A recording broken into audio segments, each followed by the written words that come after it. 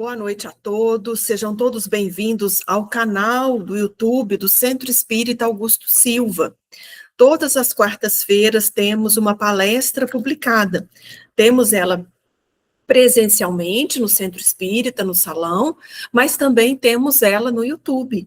Então, essa noite de 31 de dezembro, último dia do ano, nós estamos aqui em 2025 encerrando os estudos, mas vamos continuando. É um estudo que não vai se acaba quando acaba a carta de Paulo a Timóteo. Aí a gente começa outra carta. Já desde a época da pandemia que a gente está estudando as cartas do apóstolo Paulo. E temos estudado ao longo desse período as cartas de Paulo ao seu filho espiritual, a Timóteo. E é sempre a sequência. Então, podem acompanhar nas palestras anteriores e nas que se seguem, até acabar a carta de Paulo. E nós estamos seguindo, né, o que Emmanuel, através da mediunidade de Chico Xavier, comenta dessas cartas. A carta de hoje, Paulo escreveu 2 cartas para Timóteo, então nós estamos já na segunda carta, logo a gente acaba e já entra na outra sequência das cartas de Paulo. Então, sejam todos bem-vindos ao Centro Espírita Augusto Silva, ao canal do YouTube.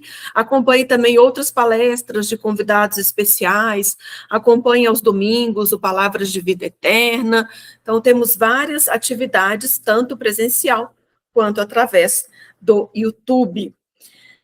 E hoje é a lição número 1 do livro Fonte Viva, a primeira lição, e chama Ante a Lição. E é um livro, uma carta de Paulo a Timóteo. A carta é a segunda carta, como eu falei, o capítulo 2, o versículo 7. E ele diz assim: considera o que te digo, porque o Senhor te dará entendimento em tudo. Considera o que te digo, porque o Senhor te dará entendimento em tudo. O que Emmanuel vai refletir através da psicografia de Chico Xavier? Ele diz assim: ante a exposição da verdade, não te esquives, não fuja, não saia da meditação sobre as luzes que recebe.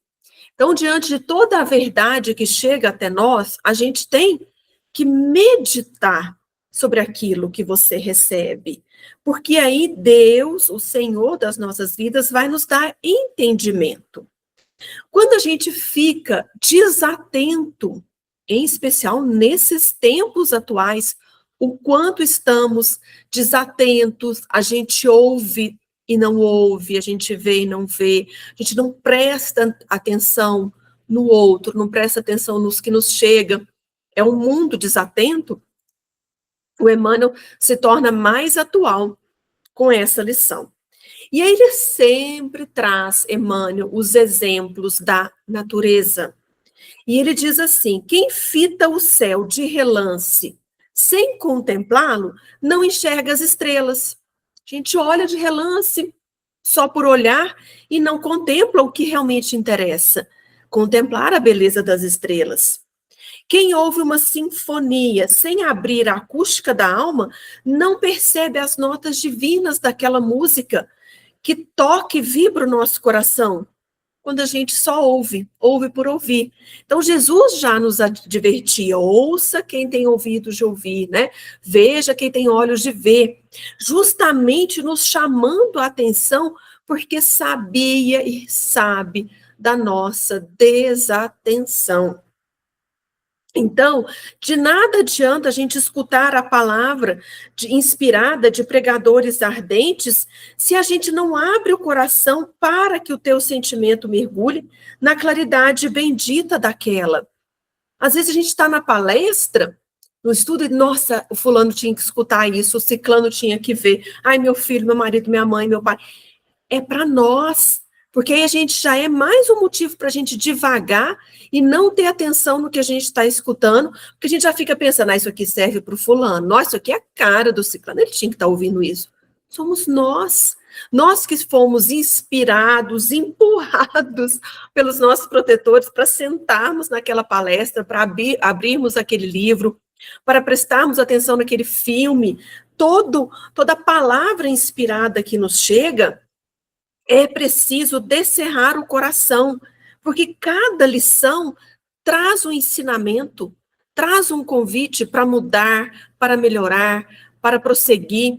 Então, ante a lição, é lógico que nós estamos falando das lições do Evangelho, das palestras espíritas, do grupos de estudo, mas as lições estão em todos os credos religiosos, em todo tipo de arte, até porque o Emmanuel está dando exemplo justamente disso, de uma sinfonia, de um céu estrelado, tudo nos convida a inspirar, a meditar e refletir. Então é preciso que o nosso sentimento mergulhe naquela claridade. Então, o Emmanuel continua: inúmeros seguidores do Evangelho se queixam da incapacidade de retenção dos ensinos da Boa Nova, afirmando-se ineptos à frente das novas revelações. E isso porque não dispensam maior trato à lição ouvida, demorando-se longo tempo na província da distração ou da leviandade. Como estamos distraídos das coisas que realmente são importantes. Então a gente fala, mas o evangelho é muito difícil, o espiritismo é difícil, não consigo ler Joana de Ângeles, não entendo André Luiz, não entendo Kardec, não entendo as passagens do evangelho. Mas isso é porque nós estamos distraídos ou sendo levianos. Quando a câmara permanece sombria, somos nós quem desata o ferrolho à janela para que o sol nos visite. Se a gente está no escuro, está no calor, precisando ali, né, de claridade, de refresco, não é a gente que desata o ferrolho da janela para que o sol entre? Então, somos nós que temos que mergulhar nessa claridade bendita. Como diz Emmanuel, que nós temos que meditar sobre as luzes que recebemos, nós temos que mergulhar na claridade bendita do que estamos recebendo. Então, é preciso dedicar algum esforço à graça da lição. E a lição nos responde com a sua graça. O apóstolo dos gentios, como é considerado Paulo de Tarso, porque Paulo de Tarso entendeu que a mensagem do Cristo era por demais e é gloriosa, é a grande mensagem que o mundo recebeu, e que ela não poderia ficar circunscrita aos judeus. E os judeus eram separados dos gentios.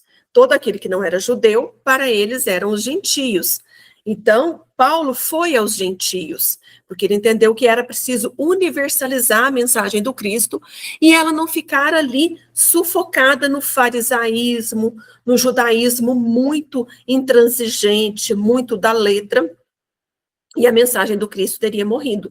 Então, por isso que Paulo foi chamado na estrada de Damasco, ainda como Saulo, para realmente ser aquele apóstolo que com a sua firmeza, com a sua fé, com o seu esforço, iria levar a mensagem até o Ocidente. Então, por isso que Emmanuel carinhosamente chama ele de o apóstolo dos gentios, é claro na observação. Considera o que te digo, porque então o Senhor te dará entendimento em tudo. O que é considerar? Considerar, segundo Emmanuel, nós temos que aplicar 4 verbos. Nós temos que examinar, atender, refletir e apreciar. Considerar significa examinar, atender, refletir e apreciar. Estejamos, pois, convencidos de que, prestando atenção aos apontamentos do Código da Vida Eterna, então, o Código da Vida Eterna são as leis divinas inscritas na nossa consciência, a gente sempre esquece e despreza essa consciência, essa lei divina gravada na consciência. O que Deus faz? Envia de tempos em tempos homens e mulheres de gênios missionários que vêm nos recordar dessa lei. Quem que foi o tipo mais perfeito que Deus enviou? Jesus, guia e modelo da humanidade. Mas de tempos em tempos são enviados os missionários. as grandes revelações, para que a gente lembre da lei divina, desse código da vida eterna, mas que está inscrito em nossa consciência e nosso coração. Tanto que no Livro dos Espíritos, o Kardec pergunta, aquele que estudou as leis divinas e meditou, consegue chegar à felicidade, consegue fazer o bem e praticar? Consegue. Os Espíritos dizem, todos aqueles que meditaram na lei divina, praticaram o bem, não precisaram de muitas revelações, porque eles meditaram, eles fizeram, eles consideraram, e a própria lei te dá entendimento, é isso que o Emmanuel está falando, ante a lição. Eles examinaram as leis, atenderam, refletiram e apreciaram, e praticaram o bem. Não é assim com a Lívia, esposa de Públio Lentulus, não é? Que pelo contato ali com o que Ana falava, com o que Simeão falava, está lá no livro há 2000 anos, sobre Jesus, ela não seguiu Jesus, não está, né? Já nos píncaros da espiritualidade, enquanto Públio Lentulus ficou distanciado há milênios, porque ele não quis seguir Jesus naquele minuto glorioso do seu destino. E Lívia seguiu. Então, todos aqueles que meditaram nessas verdades, né? Lívia sentiu que sua filha foi curada, Flávia foi curada por Jesus. Ela entendia quando Ana e Simeão falavam do Evangelho. Ela tenta defender a crucificação de Jesus, porque era ali da corte romana, ali, amiga de Pôncio Pilatos. E ela considerou isso tudo e conseguiu ascender. Enquanto o Emmanuel, né, Públio Lentulus, como ficou aí, né, em várias e várias existências. Então, quando a gente presta atenção aos apontamentos do Código da Vida Eterna, essa lei divina que está gravada na nossa consciência, o Senhor, em retribuição à nossa boa vontade, dar-nos-á entendimento em tudo. Mas como nós somos os trabalhadores da última hora, foram enviados para nós várias revelações. Nós consideramos 3 grandes revelações: Moisés, Jesus e o Espiritismo. Para os espíritas, né, é a revelação daqueles obreiros da última hora, aqueles que não prestaram atenção, não consideraram, não examinaram, não apreciaram, não refletiram em vários momentos da existência, da história planetária, onde nós tivemos vários missionários, vários povos, raças, onde o amor foi praticado, foi vivenciado e foi convidado a que a gente se alistasse nesse exército do bem. A gente não quis, vai tendo, a todo momento o Senhor sai na praça para senhorear, para pagar, né, o salário ali àqueles trabalhadores. E é assim que Jesus conta, né, a parábola das horas trabalhadas e dos trabalhadores da última hora, quando já é quase 11 horas da noite e eles estão ali na praça sem trabalho. E Jesus fala, não, mas vamos lá que tem trabalho para vocês. Então, essas pessoas, né, esses espíritos que estão sem o despertar para o código da vida eterna. Então, por isso que o Espiritismo vem, porque nessa mesma reflexão do Livro dos Espíritos, nas questões 620 até 628, sobre a lei divina, que está gravada na nossa consciência, as leis divinas são eternas e imutáveis como Deus, gravadas na nossa consciência. A gente esquece e despreza, mas sempre é enviado homens missionários, o maior deles, Jesus. Então por que o Espiritismo? Qual a utilidade da revelação espírita? E os espíritos dizem, porque nunca o véu foi levantado de uma forma tão clara, sem equívoco, para que ninguém queixe, preste, né, e diga que não foi muito claro. Então vem o Espiritismo como consolador prometido para restabelecer tudo o que foi dito e complementar o que Jesus nos disse. Mas quem já meditou no que Jesus disse, já evoluiu, já está nas esferas de luz, já evoluiu, já está na sua caminhada livre e longe de um planeta como o nosso, de provas e expiações, que está buscando a regeneração, está buscando a transição planetária. E aí, para complementar esse estudo, eu me lembrei, ao ler a lição e buscar a inspiração para a gente estar conversando aqui, me lembrei de Amélia Rodrigues, de Valdo Franco, o Primícias do Reino. Esse livro poético, maravilhoso, substancioso, que nos enriquece a alma, quando né, passeando aqui pelo índice, eu falei, gente, teve tanta gente no Evangelho que pôde meditar com Jesus, que pôde conversar com Jesus, ter diálogos significativos com o Mestre e considerar a sua vida, e examinar, refletir, apreciar. Então, eu separei alguns aqui para a gente relembrar ou conhecer, para aqueles que não conhecem, né, a história. Vamos começar com Nicodemos, o amigo, né? A Jerusalém, ele vestia-se de prata, a torre Antônia altaneira ao lado do templo, parecia um vigia de pedra sobre a cidade ali dos profetas, observando os movimentos, e o Nicodemos era, né, aquele dos mais jovens entre os respeitáveis mestres que desfrutavam o privilégio de ocupar a alta corte do Sinédrio. Ele era fariseu e chefe dos judeus. Mas o que Nicodemos tinha, o que nós temos hoje? Por isso que a lição de Nicodemos fala tanto ao nosso coração. Porque Nicodemos era sequioso da verdade. Não se contentava com as velhas formas da exege religiosa e sentia, depois daqueles tormentosos séculos em que Israel se vira privada de revelações, né?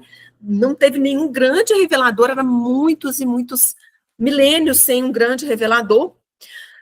Algo estranho e grandioso pairava no ar, ele sentia, né? Ele sentia as notícias, ele ouviu falar de João, o pregador itinerante do Jordão, mas tinha medo de vê-lo, né? Sabia que seu verbo quente e apaixonado poderia situá-lo mal entre seus pares em Jerusalém. A cidade de Jerusalém era um covil de espiões, então ele desejava a verdade, não a ponto de prejudicar-se na posição que desfrutava, de uma posição de muito poder político. Aí ele soubera de Jesus e Jesus queria encontrar com ele. Então eles tiveram contato e combinaram de encontrar, mas o Nicodemos vai encontrar com ele às altas horas da noite. Jesus estava em Jerusalém, ia recebê-lo e ouvi-lo. A entrevista marcada, né, para altas horas da noite, ele é levado para o Vale do Cedron, que fica após as muralhas de Jerusalém. Fica no entorno de Jerusalém, o Vale do Cedron. Aí ele chega naquela casa, né? 2 discípulos estão com Jesus, Humberto de Campos nos fala isso no Boa Nova, né? E aí eles vão ter aquele diálogo, né? Que é isso que a gente quer, ante a lição. Você está ali sentado em Jerusalém, numa casa, numa noite iluminada com Jesus. Há quanto tempo essa pergunta queimava o pensamento? Porque Nicodemos pergunta, para o que é mister fazer? Para fruir das excelsitudes da paz, com a mente reta e o coração tranquilo, e depois gozar as delícias do reino. O Nicodemos gostaria de saber a verdade, mas receava conhecê-la. A verdade fora a razão da sua busca incessante, mas não ignorava que conhecer a verdade era morrer para todas as ilusões, suportando o fardo opressor das incompreensões e lutas de espírito firme. Então ele começaria a viver morrendo para tudo que ele reunia na vida, que era o seu poder político, de doutor da lei do Sinédrio. E aí nós temos o diálogo, se não é conhecido de muitos, vamos aqui a ele novamente. Na verdade, te digo que aquele que não nascer de novo não pode ver o reino de Deus. O que seria esse nascer de novo? Então, olha como que o entendimento, né? Ele pergunta, mas ele fala, mas como pode um homem nascer sendo velho? Porventura pode tornar a entrar no ventre da sua mãe e nascer? E aí Jesus explica. Quando me refiro a nascer de novo, desejo elucidar quanto à necessidade de nascer da água e do espírito. O que é nascido da carne é carne, e o que é nascido do espírito é espírito. Não te maravilhes de te dizer, necessário te é nascer de novo. E aí o Nicodemos começa então a raciocinar ante a lição, como está aqui, né? Como o Paulo fala a Timóteo, considera o que foi dito, só ler de novo aqui para a gente ver como que a gente tem que fazer, ó. Considera o que te digo, porque o Senhor te dará entendimento em tudo.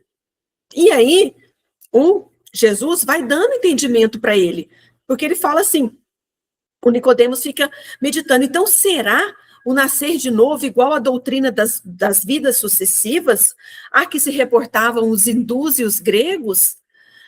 E ele fala, mas como pode ser isso, Jesus? E ele fala, és mestre em Israel e não sabes disso?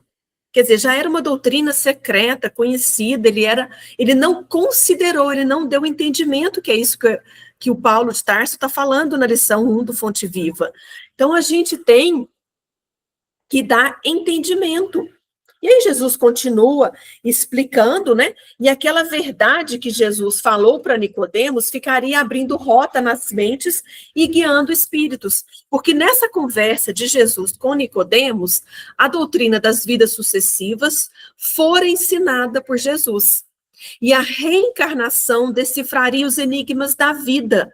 Só a reencarnação pode dizer ao homem de onde ele vem, para onde vai, por que está na Terra, e só a reencarnação justifica as anomalias e todas as aparentes injustiças que a vida nos apresenta.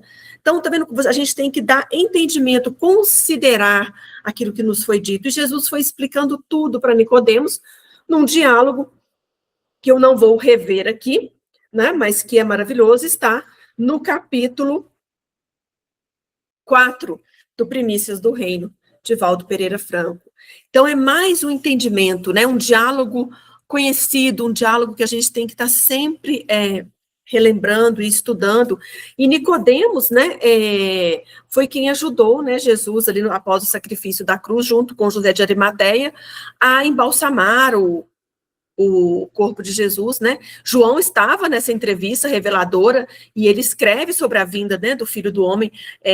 O diálogo de Nicodemos com Jesus está só no Evangelho de João, e o Evangelho anunciava, através do diálogo com Nicodemos, né, o amigo que buscara Jesus, a excelência da revelação. Já não havia dúvidas, a doutrina das vidas sucessivas estava ali. Ah, mas eu não acredito na reencarnação, não é assim, não é assado, porque não considerou. Porque o Senhor te dará entendimento em tudo. Então, considerar, quando a gente fala na reencarnação, é examinar a reencarnação, atender, refletir e apreciar. Até porque não adianta ser reencarnacionista se nós não mudamos o nosso proceder. Então, necessário vos é nascer de novo, a gente tem que renascer todos os dias, em nossos propósitos, em deliberações. Os dias são sempre novos, ainda mais no momento como esse de ano novo, né, onde a gente pode fazer várias reflexões da nossa vida, vários propósitos, várias metas, é sempre bom, né? Então, no capítulo 56 do Fonte Viva, renasce agora. Diz aqui que dispomos de 365 dias de aprendizado e recomeço anualmente. Quantas oportunidades de renovação moral não encontrará a criatura no período de uma existência? 50 anos, 60, 70, 80, 90 anos, né? Então, ele diz aqui, para a gente reviver cada dia na corrente cristalina e incessante do bem. Cada hora que surge pode ser portadora de reajustamento. Renasce agora em teus propósitos, deliberações e atitudes trabalhando para superar os obstáculos que nos cercam e alcançando a antecipação da vitória sobre ti mesmo. Ele diz aqui, alguém te magoa? Reinicie o esforço da boa compreensão. Alguém te não entende? Persevere em demonstrar os intentos mais nobres. Não esqueçamos dessa afirmativa de Jesus, aquele que não nascer de novo não pode ver o reino de Deus.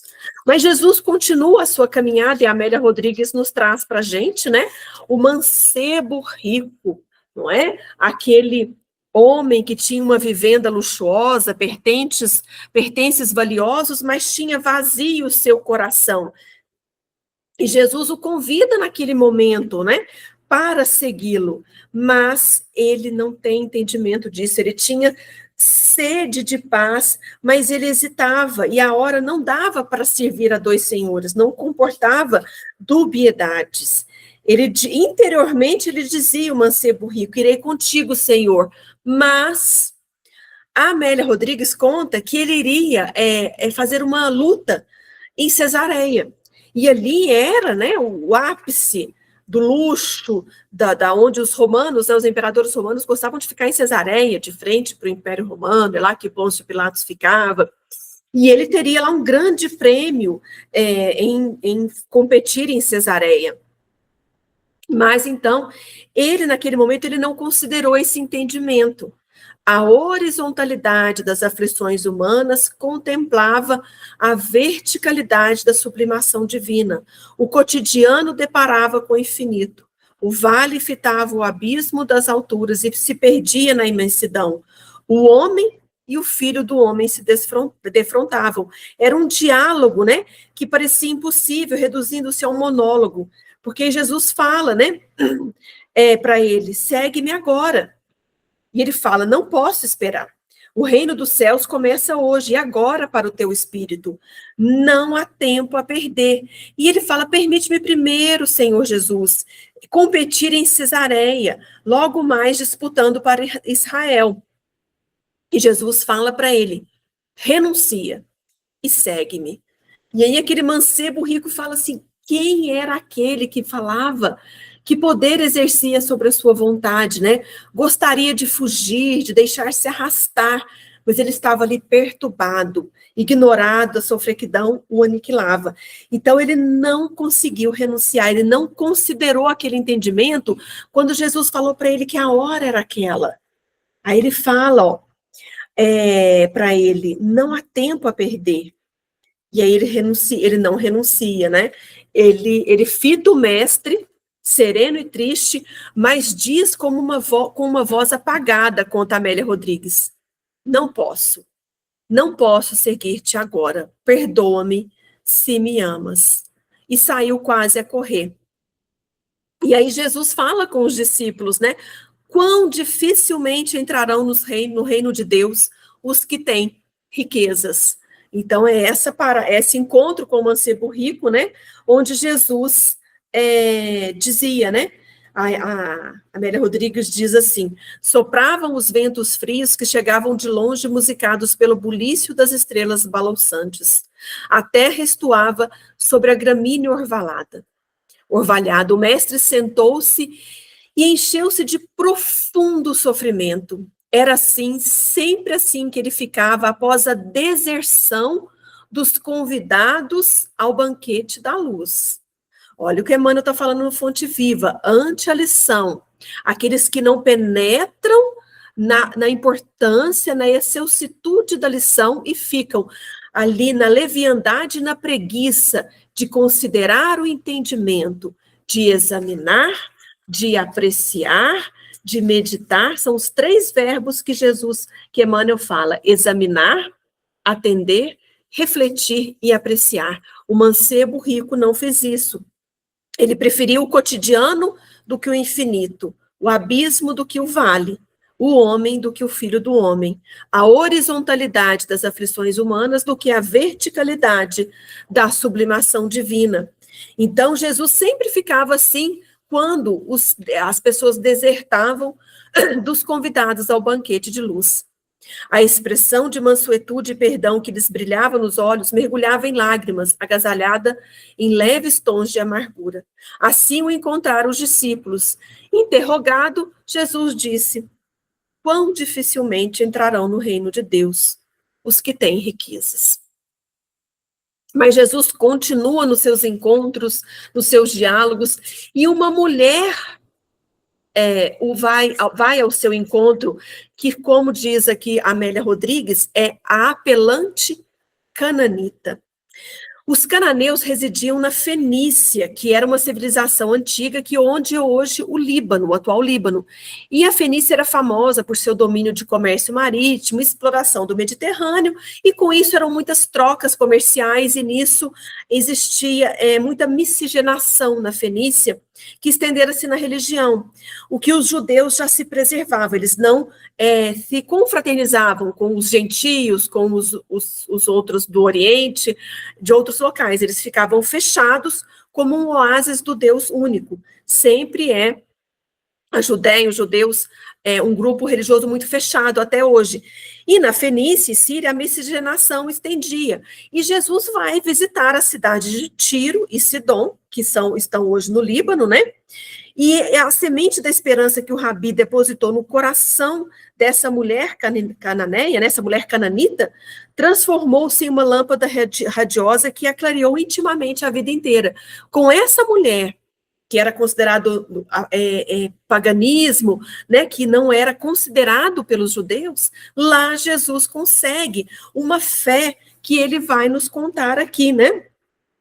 Então, vamos para o capítulo 8, a apelante cananita, né? Então, enquanto na Judéia os propósitos de helenização experimentavam a mais rigorosa reação, preservando o país desse Deus único, na Fenícia, a miscigenação estendera igualmente a religião. Então, lá, era como que Jesus ia para esse local, né? Mas Jesus queria justamente explicar e vivenciar a fraternidade.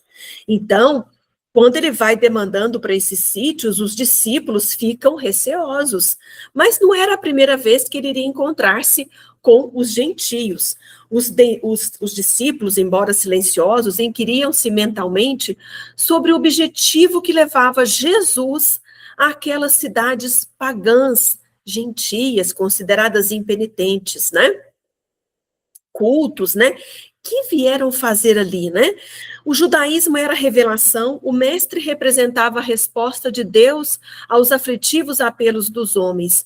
Seria justo eles se mesclarem com desafortunados adoradores de ídolos, porque eles adoravam vários ídolos, e isso para os judeus, né? Não pode, né? Nos mandamentos fala que você não pode adorar, né?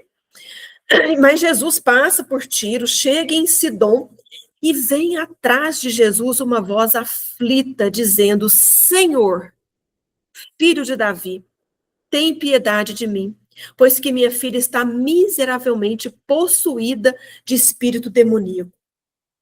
Os seus discípulos voltaram-se e contemplaram a mulher aflita, mas ela era uma estrangeira.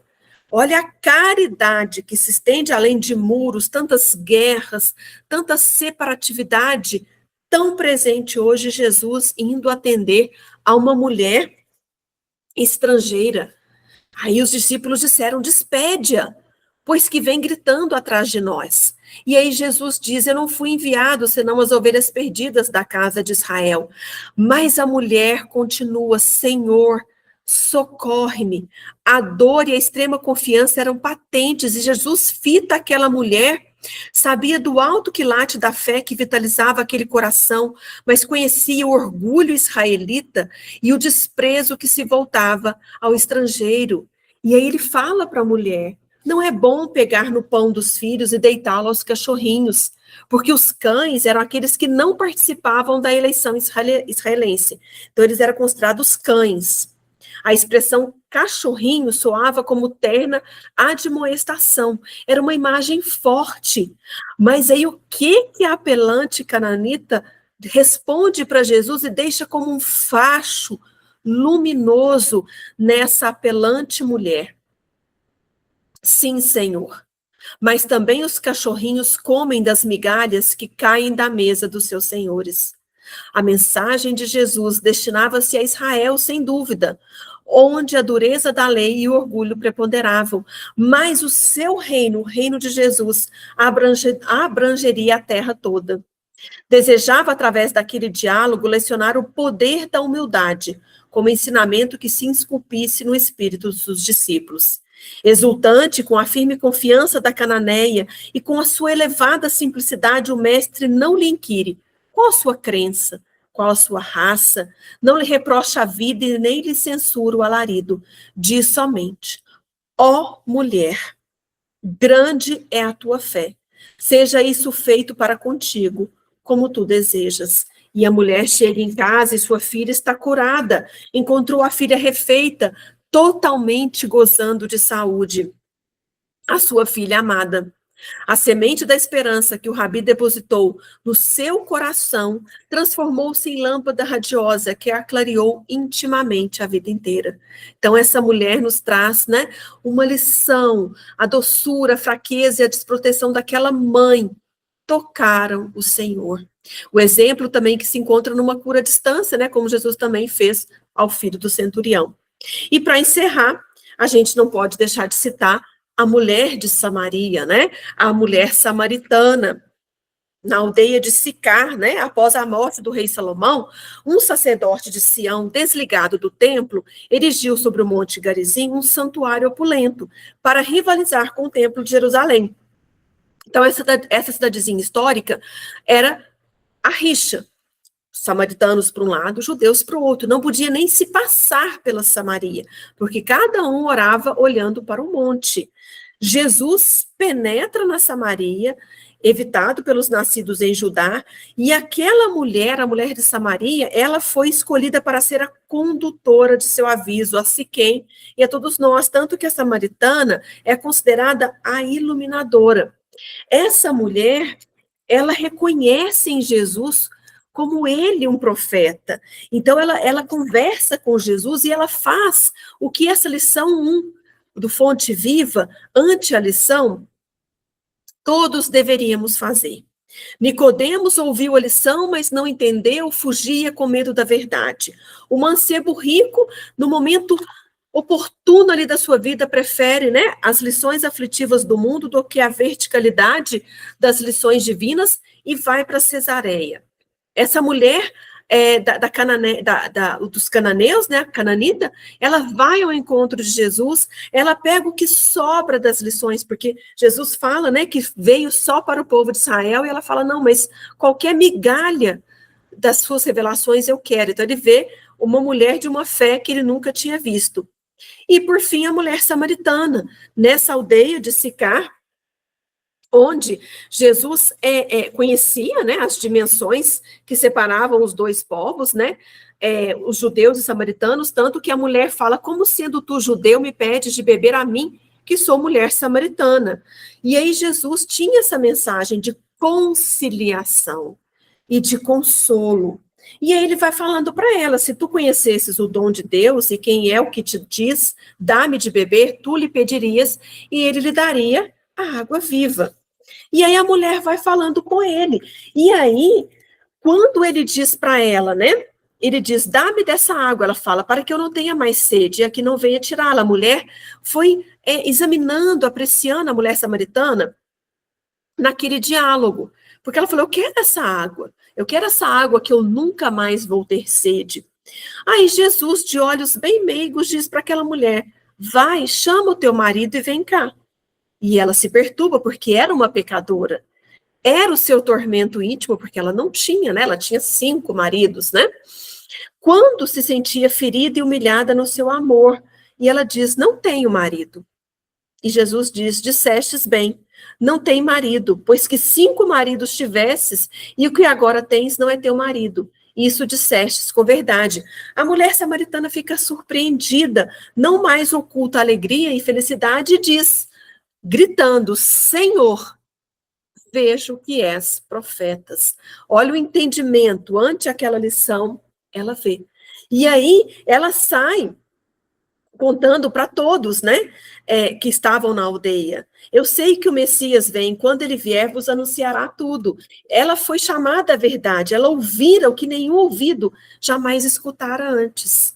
Esse encontro é um dos mais significativos, né, do Evangelho, porque Jesus se revela para ela como Messias.